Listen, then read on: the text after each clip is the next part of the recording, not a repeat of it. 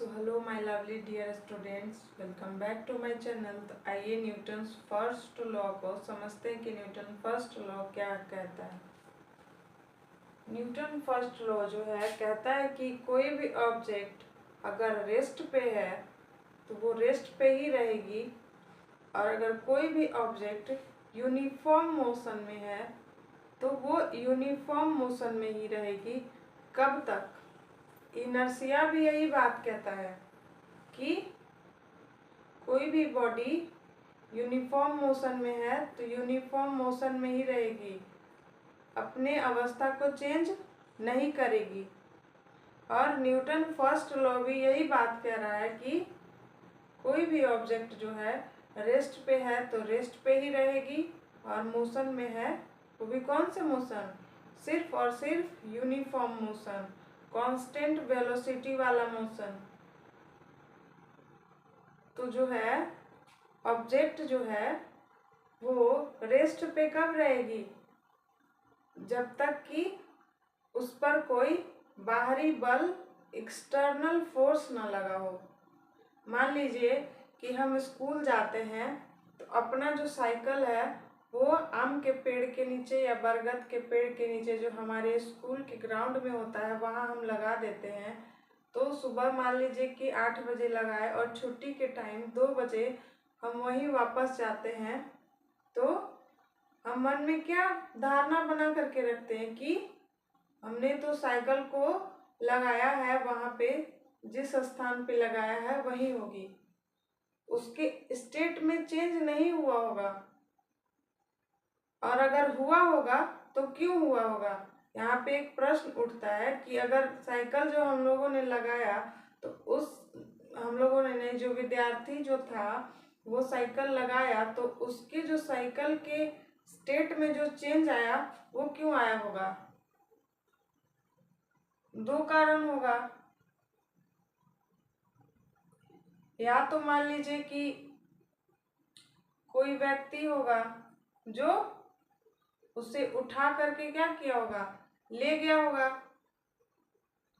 या वो लड़का जो है साइकिल उसी में चाबी छोड़ दिया होगा तो वो चला करके ले गया होगा। ये एक काल्पनिक एग्जाम्पल दे रहे हैं समझाने के लिए। तो उसमें भी क्या किया गया, जो उठा करके ले गया, मान लीजिए कोई उठा करके ले गया, ग्राउंड स्कूल का खुला था, कोई चोर आया और साइकिल उठा करके ले गया, तो साइकिल को जो उठाया तो क्या किया, उस पर एक्सटर्नल फोर्स लगाया, वो पेशीय बल लगाया, उस पर अपने मांसपेशियों से बल लगा करके उठा करके ले गया। और अगर वो लड़का साइकिल में चाबी छोड़ दिया है तो वो चला करके ले गया, तो जब वो वापस जाएगा तो उसे साइकिल नहीं मिलेगी, तो वो क्या सोचेगा कि जरूर इस पर किसी न किसी ने काम किया है, मेरा साइकिल या तो चला करके ले गया या तो उठा करके ले गया, तो इससे वो चोर का पता लगाएगा। खुद वैसा नहीं हुआ कि खुद साइकिल चला गया। कोई भी ऑब्जेक्ट रेस्ट पे है तो वो रेस्ट पे ही रहेगी। कब तक? जब तक कि उस पे कोई फोर्स ना लगा हो, एक्सटर्नल फोर्स ना लगा हो। तो अपने स्टेट को मेंटेन करने की जो क्षमता है, जब तक कि उस पे बाहरी बल न लगे, यही बात को न्यूटन फर्स्ट लॉ कहता है कि कोई भी बॉडी अपने स्टेट में ही बनी रहेगी तब तक जब तक कि उसमें कोई बाहर से बल न लगा हो। तो आइए समझते हैं न्यूटन फर्स्ट लॉ को कि न्यूटन फर्स्ट लॉ क्या कहता है। Every object continuous in its state of rest और ऑफ यूनिफॉर्म मोशन। रेस्ट और यूनिफॉर्म मोशन। मान लीजिए कि कोई भी ऑब्जेक्ट जो है रेस्ट पे है तो वो रेस्ट पे ही रहेगी, रेस्ट पे है, रेस्ट पे ही रहेगी जब तक कि उस पे कोई एक्सटर्नल फोर्स नहीं लग जाता। Maintain its state when does not applied any external force. Force लगाने के बाद ही क्या होगा, उसके स्टेट में चेंज होगा। तो न्यूटन फर्स्ट लॉ यही कहता है कि कोई भी ऑब्जेक्ट अपने स्टेट को मेंटेन रखना चाहेगा, कब तक, जब तक कि उस पर कोई बाहरी बल, कोई फिजिकल फोर्स न लगाया जाए।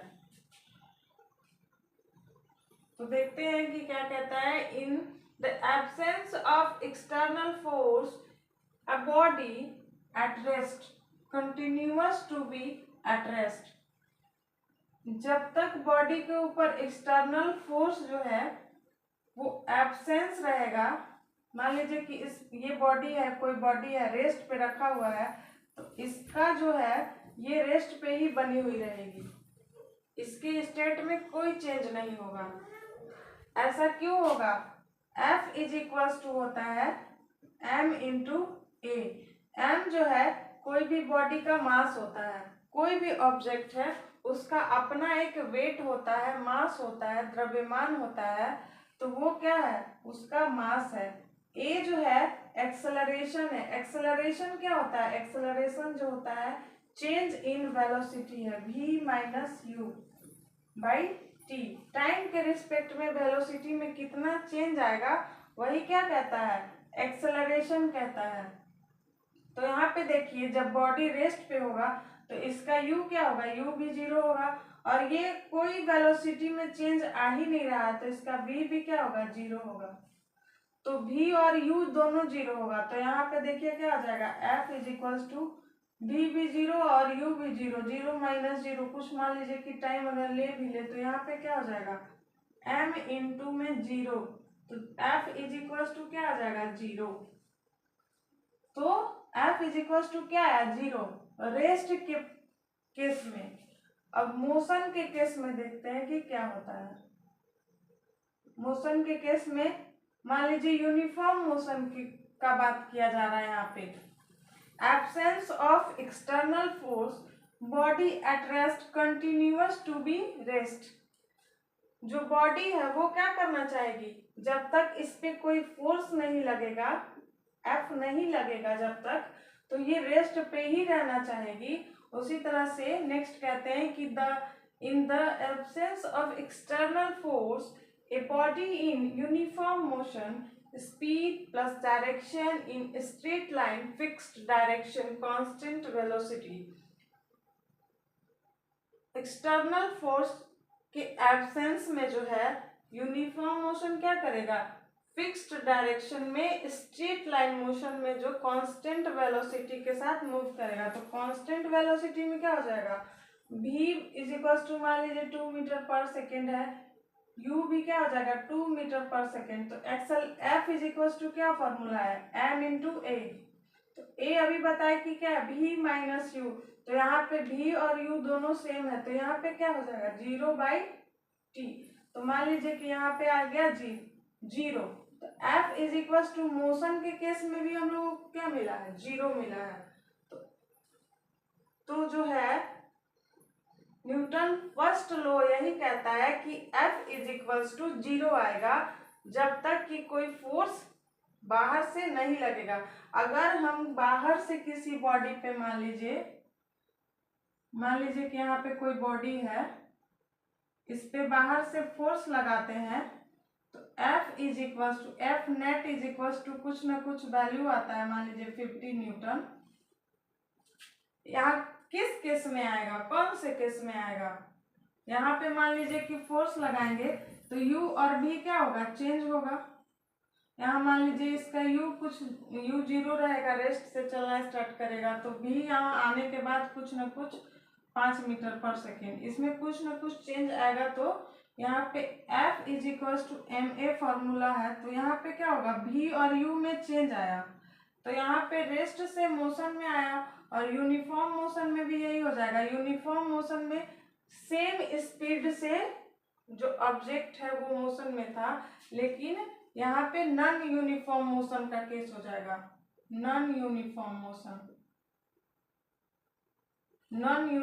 मोशन कौन से केस में, जब F का कोई वैल्यू आएगा। यहाँ न्यूटन फर्स्ट लॉ का बात नहीं हो रहा है, न्यूटन फर्स्ट लॉ का बात कब होता है, जब F इज इक्वल टू 0 होता है। F इज इक्वल टू 0, और F इज इक्वल टू 0 कब होता है, जब बॉडी जो है रेस्ट में रहता है और जब जो बॉडी है हमारा यूनिफॉर्म मोशन में रहता है। यूनिफॉर्म मोशन में यू और व्यू दोनों क्या होते हैं, इक्वल्स होते हैं। लेकिन नॉन यूनिफॉर्म मोशन के केस में कुछ न कुछ जो है वैल्यू आएगा, एफ का कुछ वैल्यू आएगा, क्योंकि मान लीजिए यहाँ पे 0 लिए और यहाँ पे मान लीजिए 5 और यहाँ पे कुछ टी लेते हैं, मान लीजिए कि 5 सेकेंड लेते हैं, तो यहाँ पे -1 आया, कोई वैल्यू आया। -1 का मतलब ये नहीं है कि निगेटिव वैल्यू आ गया। निगेटिव मतलब होता है इस डायरेक्शन में, अपोजिट डायरेक्शन में, तो कुछ ना कुछ वैल्यू आया, एफ कुछ लगा था, तो इसका मतलब ये हुआ। तो ये जो है नॉन, इसीलिए ये नॉन यूनिफॉर्म मोशन या जिस बॉडी पे फोर्स लग रहा है उसके लिए एप्लीकेबल नहीं होता है। तो न्यूटन फर्स्ट लॉ यही कहता है कि कोई भी बॉडी तब तक अपने स्टेट को मेंटेन करना चाहती है जब तक उस पर कोई बाहरी बल, कोई बाहरी फोर्स ना लगाया जाए। तो F is equals to ma, F is equals to 0। Newton first law यही कहता है। I hope Newton first law आप लोगों को क्लियर हुआ होगा। मेरी वीडियो पसंद आई हो, कॉन्सेप्ट क्लियर हुआ तो मेरे चैनल से जरूर जुड़िए, सब्सक्राइब कीजिए, लाइक कीजिए। Thanks for watching this video.